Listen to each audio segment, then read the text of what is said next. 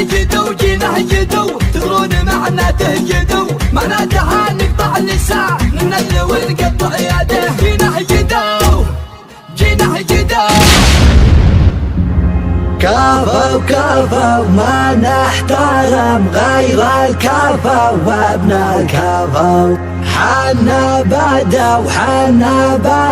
من خابنا العن ولده جيناه جدو تدرون معناته جدو معناته نقطع لسان النذل ونقطع يده كفو كفو كفو كفو كفو كفو ما نحترم غير الكفو وابن الكفو حنا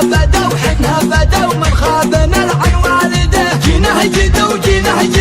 تدرون معناته جدو معناتها نقطع اللسان ننزل ونقطع يده جيناه جدو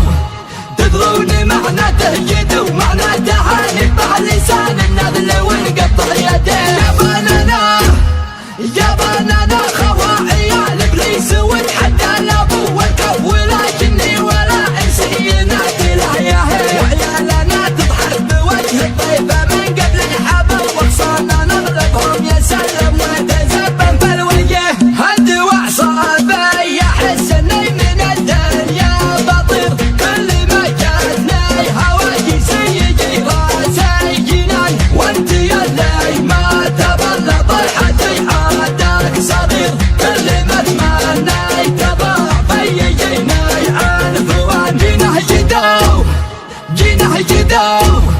تدرون معناته جدو معناتها نقطع لسان النذل ونقطع يده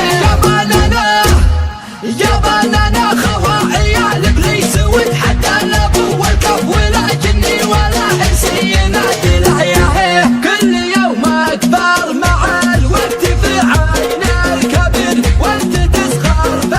عيون النشافه يا جبان تنبش النمى وتقول له سرك ببير وانت تبغى سبته بلاد وتشوه بلان لين صارت قيمتك مثل مكيال الشعير لعن ابو جدك على ابوك يا وسخ اللسان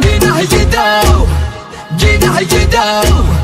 تدرون معناته جدو معناتها نقطع لسان النذل ونقطع يده انتهى حب الخشوم وابتدى تبدا النحور بعد ما شفنا قطع والعديد المعرفه انتهى حب الخشوم وابتدى تبدا النحور بعد ما شفنا قطع والعديد ما المعرفه من جهل دار الخلا يبشر بيوم الدبور ما درنا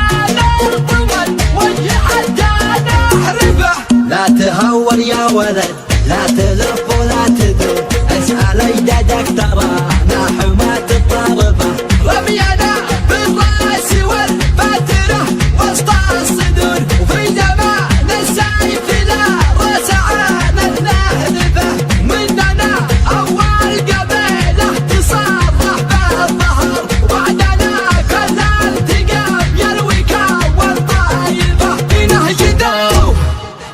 جدو تدرون معناته جدو معناتها نقطع لسان النذل ونقطع يده يا بنانا خواعيا الابليس وتحدى الابو والكف ولا جني ولا انسي ينادي الحياه كتب كلمات هذه الشيلة شاعر سبا فارس بن ناصر الثابتي أداء أبو حنظلة السوداني.